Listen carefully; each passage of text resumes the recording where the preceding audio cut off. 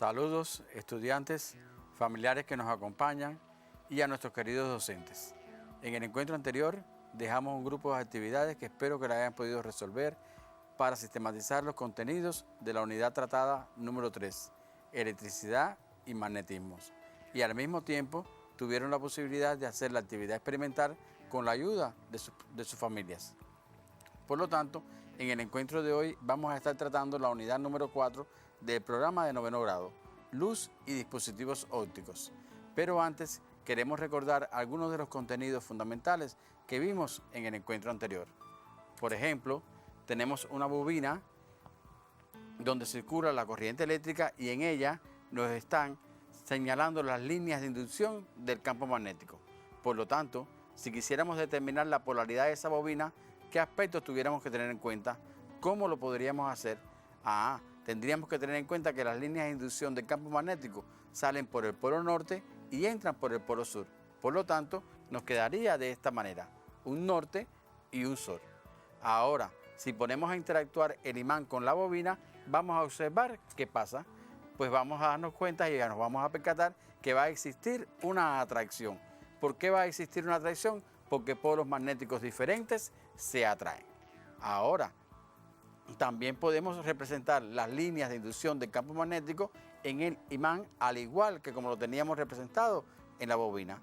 ¿Qué tendríamos que tener en cuenta? Algo muy similar, que las líneas de inducción del campo magnético salen del polo norte y entran en el polo sur.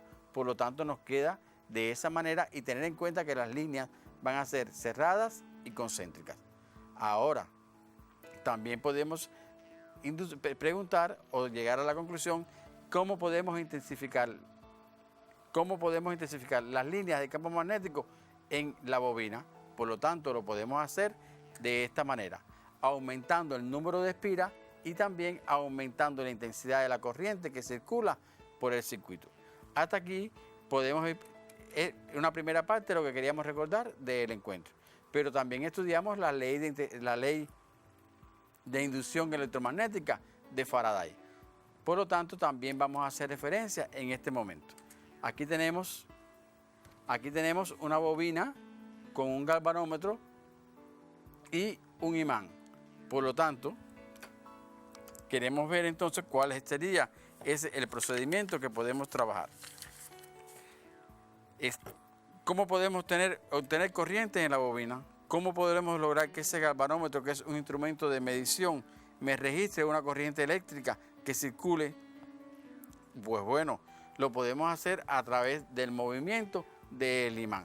Por lo tanto, al mover el imán entrando y saliendo en la bobina, se registrará por el galvanómetro una corriente eléctrica inducida. ¿Será esta la única forma que podemos obtener corriente eléctrica inducida? No, lo podemos hacer y, disculpen, podemos concluir también que va a ser al movimiento relativo entre el imán y la bobina. Ahora pasamos a la otra forma, es decir, tenemos situadas dos bobinas, una al frente de la otra. Tengo una bobina conectada con el galvanómetro, una fuente de corriente y un interruptor K.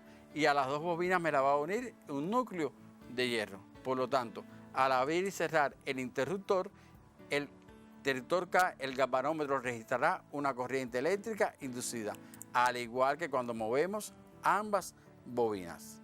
Por lo tanto, de esta forma estamos haciendo referencia a contenidos tratados en el encuentro anterior.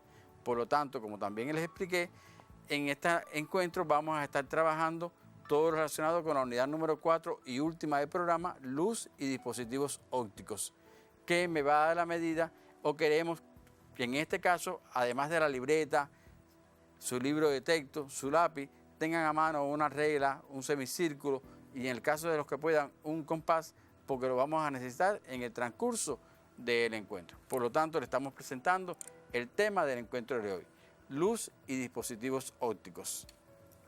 ¿Cuáles son los contenidos que vamos a tratar en este encuentro? Reflexión de la luz y refracción de la luz en imágenes con espejos y lentes. Y cómo podemos obtener la corriente y sus características en cada uno de estos casos. Vamos a estar remitiendo al libro de texto de 9º grado de la página 88 a la 124. y en el libro de texto de noveno grado que está en perfeccionamiento en las escuelas experimentales, de la página 279 a la 361.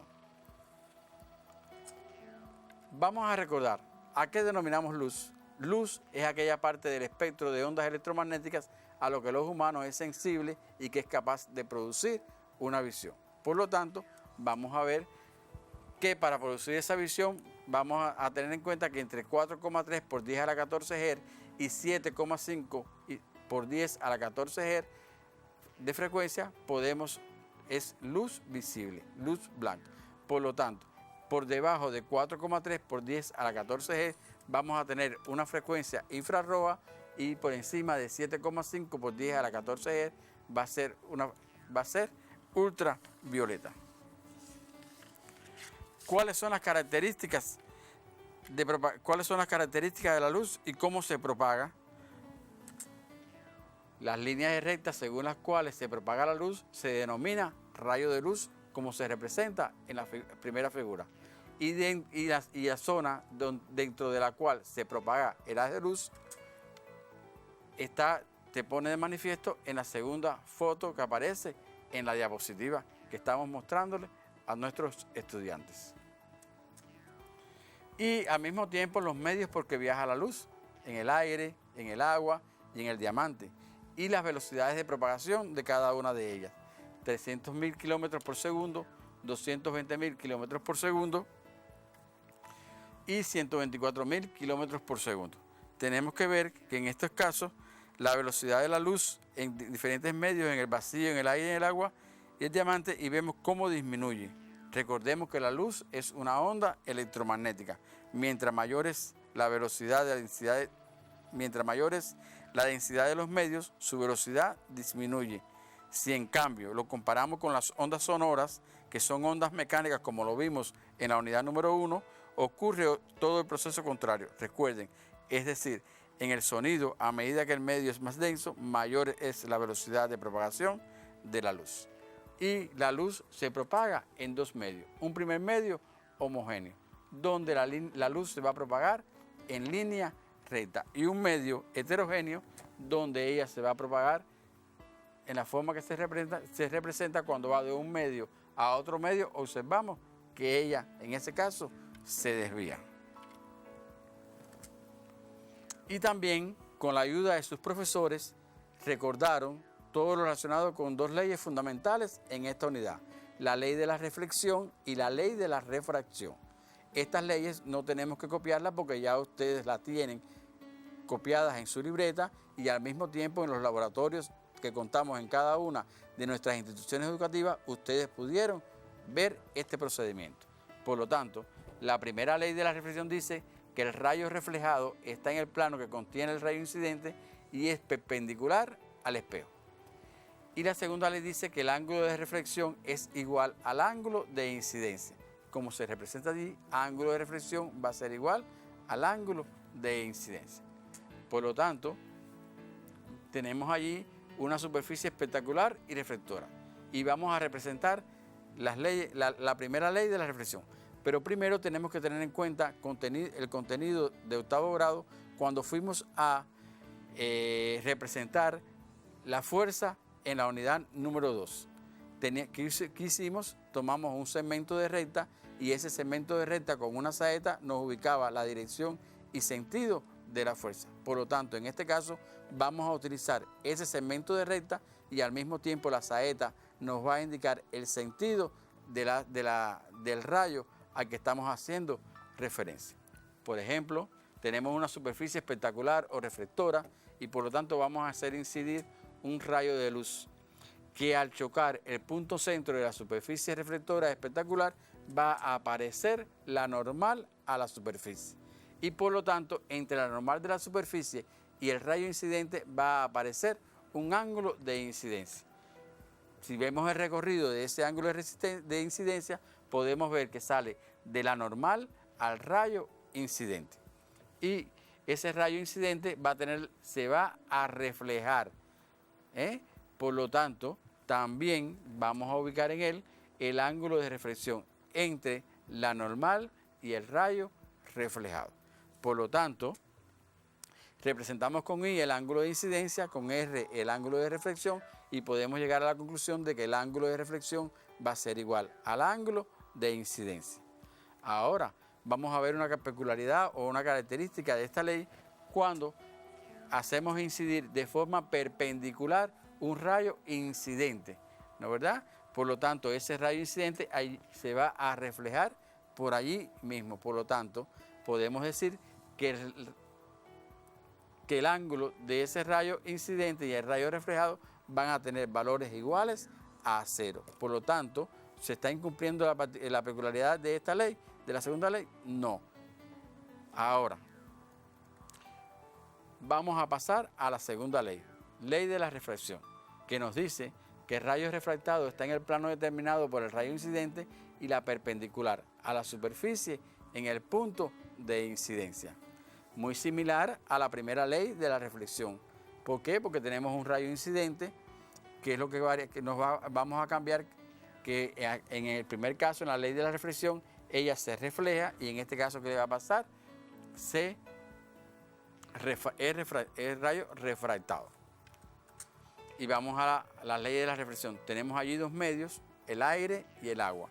Un rayo incidente que choca con la superficie, aparece la normal y el ángulo de incidencia. Por lo tanto, allí ven el ángulo de incidencia representado por la letra I y que aparece el rayo refractado, ¿no es verdad? Por lo tanto, el rayo refractado lo estamos representando con la letra beta del alfabeto griego. Por lo tanto, el ángulo de incidencia va a ser diferente al ángulo de refracción.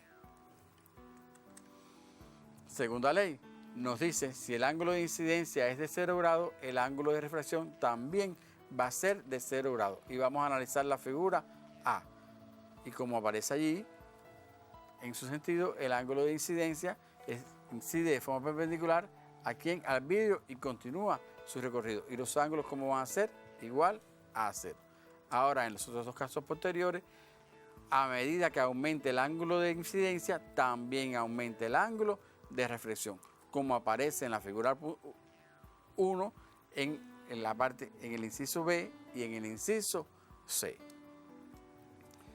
También continuamos en la segunda ley, otro apartado que dice que cuando el haz de luz pasa de un medio de menor densidad óptica a otra de mayor, el ángulo de refracción es menor que el de incidencia, como aparece en la figura 1.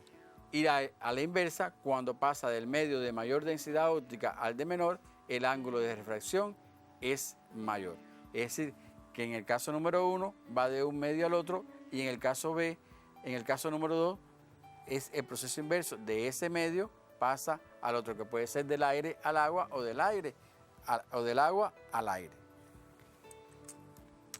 Y estamos presentando una imagen en un espejo plano. ¿Qué tenemos allí? Un tablero de ajedrez con 4 piezas de ese tablero de ajedrez. Tenemos un espejo plano y ¿qué estamos observando? ¿Qué le pasa a la distancia de las piezas de ajedrez al espejo? ¿Cómo es esa distancia? ¿Y cómo es la distancia del espejo a las piezas? Van a ser como iguales, ¿no verdad? Van a estar en la misma posición. Si contamos cuántos cuadritos tenemos desde el caballo al espejo y del espejo al caballo, vamos a darnos cuenta que va a ser igual. Ahora vamos a la formación de la imagen en ese espejo plano. Tenemos un objeto A y para obtener ese objeto A voy a trazar un rayo incidente. En el punto donde va a tocar al espejo va a aparecer la normal y por lo tanto continuamos y va a aparecer entonces el rayo reflejado. Vamos a trazar un segundo rayo paralelo que va a chocar con el espejo y se va a hacer, como ya vimos la peculiaridad, se va a reflejar. Por lo tanto, para obtener la imagen, ¿qué debemos hacer? Prolongar los dos rayos reflejados. Ahí está. Aquí vemos el otro rayo y vamos a ver qué le pasa a esos dos rayos que se interceptan en un punto. Por lo tanto, en ese punto estamos obteniendo la imagen del objeto A. Y las características de esta imagen podemos decir que es derecha, igual, virtual y simétrica. ¿Por qué es virtual? Porque no la podemos recoger en una pantalla. Bien, podemos pasar entonces a la otra diapositiva y tenemos una cuchara y una lente. En el ejemplo de la cuchara vamos a observar que ocurre el fenómeno de la reflexión y en el ejemplo de la lente el fenómeno de la refracción. Por lo tanto, vamos a estar trabajando ¿con quién? Con la reflexión, con el ejemplo de la cuchara. Presentamos los espejos esféricos y su parte reflectora en las lentes cóncavas y convergentes y convexos, que es la que vamos a trabajar. Ahora dice que los espejos esféricos cóncavos y sus características y fundamentales. Tenemos allí un eje óptico central, como se representa allí en el esquema, y tenemos el espejo esférico cóncavo. Ahora vamos a tener en cuenta que existen 3 puntos de intersección allí. Tenemos un punto B, que va a ser la intersección del espejo cóncavo, que va a ser el polo del espejo. Tenemos AF, que es el foco principal, y tenemos AC, que es el centro óptico. Por lo tanto, podemos decir que entre P y F vamos a llamar a la distancia focal, que entre P y el centro óptico al radio de curvatura 2F. Por lo tanto, a partir de aquí podemos entonces tener en cuenta cuáles van a ser las características fundamentales en los espejos esféricos. Primero, tenemos que tener en cuenta que los rayos paralelos inciden sobre el espejo, paralelamente al eje óptico principal, y se refleja pasando por el foco principal. Por lo tanto, le vamos a demostrar cómo lo podemos hacer. Aquí tenemos un rayo que paralelo al eje óptico principal, al tocar el espejo cóncavo, ¿qué va a hacer? Se va a reflejar pasando por el foco. ¿Lo entendieron? ¿Lo vieron? Es decir, paralelo al eje óptico principal, al tocar el espejo cóncavo, el que va a hacer se va a reflejar pasando por el foco. Vamos a ver un caso número 2. Los rayos focales inciden sobre el espejo pasando por el foco principal y se reflejan paralelamente al eje óptico principal. Por lo tanto, miren qué pasa. Ahí tenemos el rayo que me está orientando su saeta, su sentido, y al chocar con la lente cóncavo, ¿qué hace él? Se va a reflejar. ¿Pero se va a reflejar de qué forma? Paralelo al eje óptico principal. Y vamos a pasar a un tercer rayo característico que dice que los rayos centrales inciden sobre el espejo, pasando por el centro óptico del espejo y se reflejan sin cambiar de dirección, pero en sentido contrario al rayo incidente. Mírenlo aquí. Ahí tenemos el rayo y cuando llega al espejo cóncavo, ¿qué va a hacer? Se va a reflejar en sentido contrario, ¿no es verdad? Por lo tanto, después de haber visto estos 3 rayos, ¿cómo lo podemos representar? En este caso, entonces estamos en condiciones de ubicar un objeto después del centro óptico. Por favor, en este momento le vamos a la oportunidad, le vamos a dar un tiempo para que puedan hacer lo que aparece en pantalla, en la diapositiva. Vamos a construir a través de una recta el eje óptico principal. Vamos a ubicar el espejo y tenemos que tener en cuenta que en el centro del espejo va a estar el eje óptico principal, que va a ser el punto P, F y el centro óptico. Les voy a dar un tiempo para que lo puedan hacer y es importante copiar.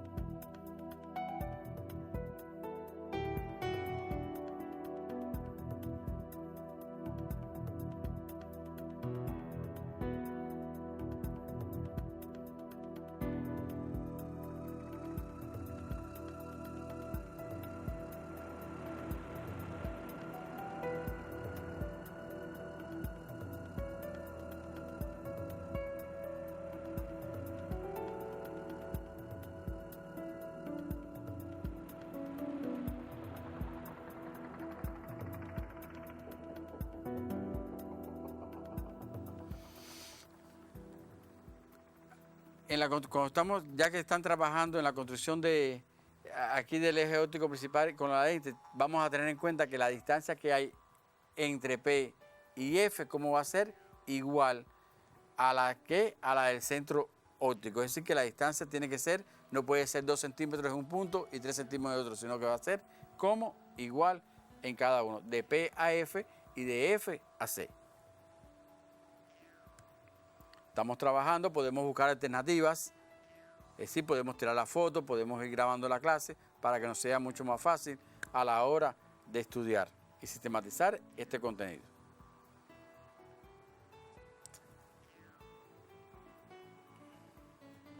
En este caso ya están trabajando, le falta, ya estamos en condiciones de construir el objeto AB.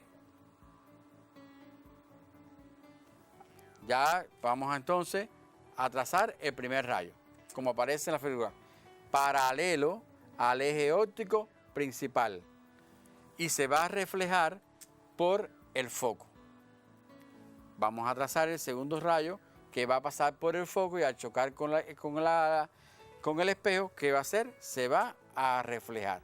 Por lo tanto, no vemos que se interceptan en ese punto, por lo tanto, en ese punto va a aparecer la figura A', B'. ¿Y cuáles van a ser sus características? Real, invertida y menor. Vamos a dar un pequeñito tiempo para que lo puedan hacer.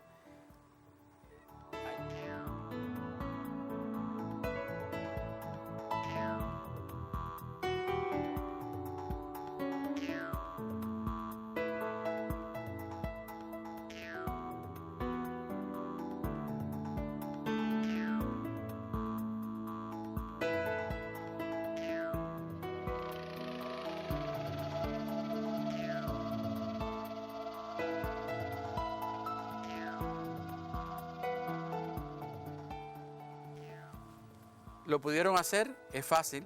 De 3 rayos que podíamos notables que podíamos trabajar, lo podemos hacer con 2 rayos, ¿no verdad? Siempre que logremos la intersección de esos 2 rayos, lo estamos obteniendo aquí a la imagen del objeto, A', B'. Ahora, le estamos proponiendo otro caso, que ¿dónde va a estar ubicado el objeto? En el centro óptico, que va a ser AB. Por lo tanto, el procedimiento para obtener este es igual, ¿de acuerdo?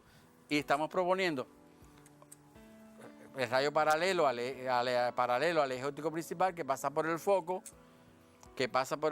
segundo, que se interceptan y aparece el objeto, la imagen A', B'.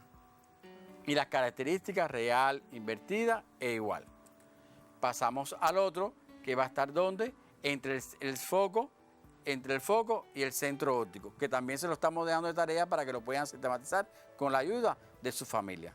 Y queremos trabajar entonces, pasa por el paralelo, por el foco, se refleja de forma paralela y se va a interceptar en el punto y vamos a obtener la imagen A', B', sus características real, invertida y mayor. Por lo tanto, vamos a estar trabajando con las lentes ópticas, convergente y divergente. Y estamos haciendo la representación de las lentes convergente y divergente. Y vamos a trabajar con las lentes convergentes. Allí vemos la lente convergente con el módulo de laboratorio que tenemos en el kit de óptica, cómo va a ser en el primer caso la lente convergente que se va a interceptar en un punto determinado. Y la lente divergente que se va a proyectar, que nunca se va a interceptar. Por eso es igual. Vamos a tirarle una foto, vamos a ver cómo lo podemos hacer. Tenemos el eje óptico principal con el centro óptico, el foco, 2 veces el foco focal, es decir, que la distancia que hay entre el centro óptico y el foco va a ser la distancia focal, entre el centro óptico y 2F va a ser la distancia focal y por lo tanto obtenemos allí los rayos. Los rayos son similares a lo que vimos. Trazamos un rayo paralelo al eje óptico principal que va a pasar por el foco prima. Trazamos un rayo que va a pasar por el foco y se va a refractar de forma paralelo al eje óptico principal y por lo tanto un tercer caso que es igual, que pasa por el centro óptico y continúa su recorrido. Por lo tanto, estamos entonces en condiciones de obtener la imagen que aparece allí. Allí, obtener la imagen. Disculpen, allí se nos corrió un poquito la imagen que es AB. Por lo tanto, paralelo al eje óptico principal, pasa por el foco prima, un segundo rayo notable que pasa por el centro óptico, continúa su recorrido, se intersectan y aparece entonces la imagen A', B', con características de la imagen real, invertida y mayor. Y dejamos de tarea otro ejercicio similar, pero el objeto va a estar ubicado después del punto 2F. Por lo tanto, este contenido lo vamos a estar sistematizando con sus docentes cuando nos incorporemos a las aulas para desarrollar la habilidad en la obtención de imágenes en espejos y lentes. Darles las gracias, es el último encuentro, darle las gracias a las personas que nos han ayudado y han contribuido al desarrollo de estos 4 encuentros para que tengan la calidad y desarrollar las habilidades de nuestros estudiantes. Al mismo tiempo, darle las gracias a todas las personas que nos han ayudado para que la clase fluya, para que la clase tenga todos sus conocimientos y en especial a la compañera Rosa María Lastre, metodóloga de 10 de octubre. Recuerden cumplir con las medidas higiénicas sanitarias y no conectar equipos innecesarios en el horario pico. Muchas gracias.